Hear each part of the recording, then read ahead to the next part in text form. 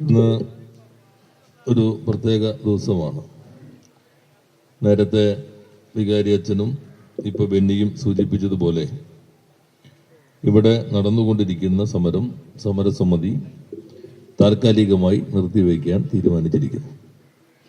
അവരുടെ തീരുമാനം വളരെ ശരിയായി എന്നുള്ള അഭിപ്രായമാണ് മന്ത്രിമാരെന്ന നിലയിൽ ഞങ്ങൾക്കും പൊതുവെ ഗവൺമെന്റിനുമുള്ളത്. ഒരു പശ്ചാത്തലം ഒന്നും ഞാൻ വിശദീകരിക്കേണ്ടതില്ല. മുൻപത്ത് നേരത്തെ പാണക്കാട് തങ്ങൾ അധ്യക്ഷനായ വഖഫ് ബോർഡ് ഈ സ്ഥലം മുഴുവൻ വഖഫായി രജിസ്റ്റർ ചെയ്ത ഘട്ടത്തിലാണ് പ്രശ്നങ്ങളുടെ തുടക്കം. അതിനെ തുടർന്നാണ് നികുതി അടയ്ക്കാൻ പറ്റാത്ത ഒരു പ്രത്യേക സാഹചര്യം വന്നു.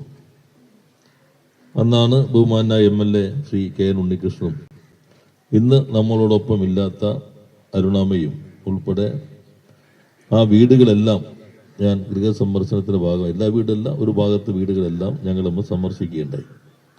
ആ പ്രശ്നത്തിന്റെ ഗൗരവം അന്ന് തന്നെ അവിടെയുള്ള ആളുകൾ ശ്രദ്ധയിൽപ്പെടുത്തിയിരുന്നു. അതിനുശേഷം ബഹുമാനായ MLA ഉണ്ണികൃഷ്ണൻ ഈ പ്രശ്നം റവന്യൂ മന്ത്രിക്ക് പ്രത്യേകം കത്ത് നൽകി നിയമസഭയ്ക്കകത്തും ഈ പ്രശ്നം ഉന്നയിച്ചിരുന്നു. അതിന്റെ അടിസ്ഥാനത്തിൽ നിയമമന്ത്രി എന്ന നിലയിൽ ഞാനും റവന്യൂ മന്ത്രിയുടെ ശ്രദ്ധയിൽപ്പെടുത്തി. ബഹുമാനായ മുഖ്യമന്ത്രിയോടുകൂടി റവന്യൂ മന്ത്രി സംസാരിച്ചിട്ടാണ് ഞങ്ങളൊരു യോഗം ചേർന്നു. അങ്ങനെ കരം അടയ്ക്കുന്നതിനുള്ള അനുമതി റവന്യൂ മന്ത്രി അദ്ദേഹം തന്നെ മുൻകൈയെടുത്ത് ഞങ്ങളുടെ എല്ലാം അഭ്യർത്ഥനയുടെ ഭാഗമായി ആ തീരുമാനം അന്നെടുത്തത് സർക്കാർ തലത്തിൽ തന്നെയാണ്.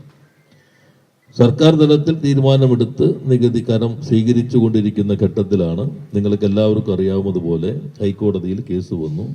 ഹൈക്കോടതി അത് സ്റ്റേ ചെയ്യുകയാണ് ചെയ്തത്. അതിനെ തുടർന്ന് കരം വാങ്ങാൻ പറ്റാത്ത സാഹചര്യം വന്നപ്പോഴാണ് കുറെ കൂടി പ്രക്ഷുബ്ധമായ അവസ്ഥയിലേക്ക് എത്തി. നിങ്ങൾ എല്ലാവരും സമരരംഗത്തേക്ക് വന്നു. ആ ഘട്ടത്തിൽ ഞങ്ങൾ ഒരു കാര്യം വ്യക്തമാക്കിയിരുന്നു. ഇവിടെ സമരം പല രീതിയിലുള്ള പ്രഖ്യാപനങ്ങളൊക്കെ വന്നു.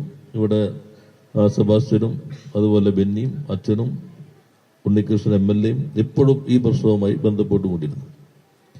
ആ ഘട്ടത്തിലെല്ലാം ഞങ്ങൾ പറഞ്ഞു ഇതിനകത്തൊരു രാഷ്ട്രീയ നേട്ടം രാഷ്ട്രീയ താല്പര്യം വെച്ച് ഒരു കാര്യത്തിൽ ഞങ്ങൾ നിൽക്കുന്നില്ല.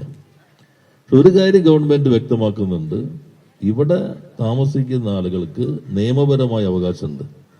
ആ നിയമപരമായ അവകാശം നിയമപരമായി ഉറപ്പുവരുത്താൻ സാധ്യമാകുന്ന എല്ലാ നടപടിയും സർക്കാർ സ്വീകരിക്കും. ഒരു ദിവസത്തെ കയ്യടിക്ക് വേണ്ടിയുള്ള പ്രഖ്യാപനമോ 5 മിനിറ്റിന്റെ ഇൻസ്റ്റാന്റ് പരിഹാരമല്ല ഞങ്ങളുടെ കയ്യിലുള്ളത്. സർക്കാർ എന്ന നിലയിൽ ശാശ്വതമായ പരിഹാരം ഉണ്ടാക്കാൻ കഴിയും.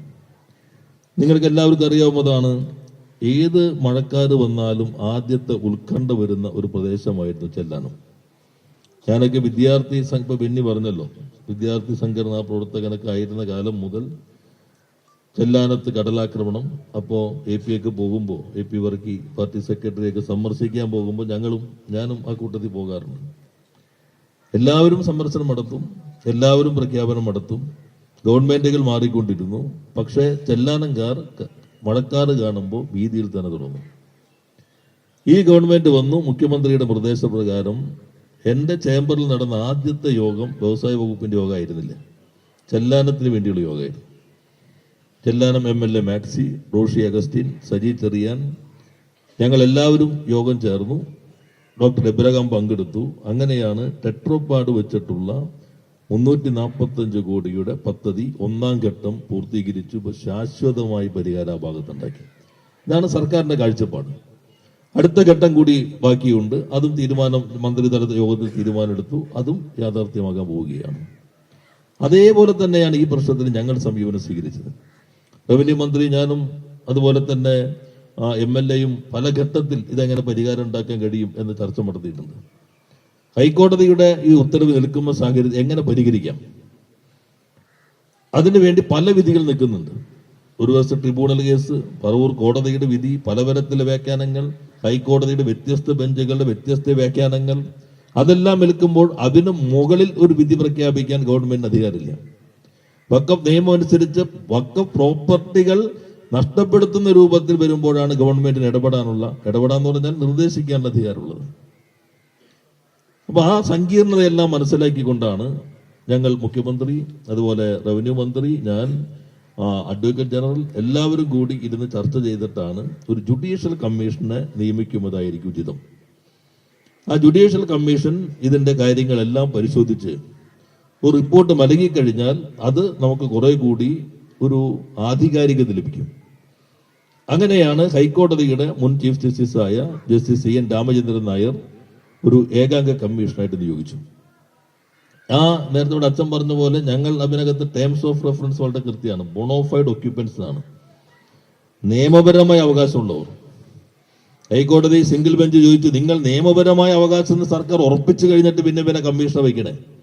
സർക്കാരിന്റെ കാഴ്ചപ്പാടതാണ്. ഇവിടെ പണം വാങ്ങി സ്ഥലം വാങ്ങിയവർ ബോണോഫൈഡ് ഒക്യുപ്പൻസ് ആണ്.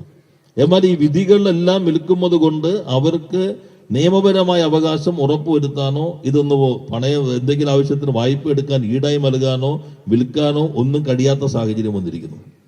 അതുകൊണ്ട് ബോണോഫൈഡ് ഒക്യുപ്പൻസിന്റെ നിയമപരമായ അവകാശം സംരക്ഷിക്കാൻ എന്താണ് സർക്കാരിന് ചെയ്യാൻ പറ്റുന്നത്? ഇതാണ് കമ്മീഷനോട് ഞങ്ങൾ ടേംസ് ഓഫ് റെഫറൻസ് വെച്ചത്. ഞങ്ങള് മുഖ്യമന്ത്രിയുടെ യോഗം കഴിഞ്ഞിട്ട് മുഖ്യമന്ത്രി ഞങ്ങളെ ചുമതലപ്പെടുത്തി. റവന്യൂ മന്ത്രി ഞാനും AG യും കൂടി ഇരുന്ന് ഓരോ വാചകം നോക്കിയിട്ടാണ് ടേംസ് ഓഫ് റെഫറൻസ് തയ്യാറാക്കിയത്.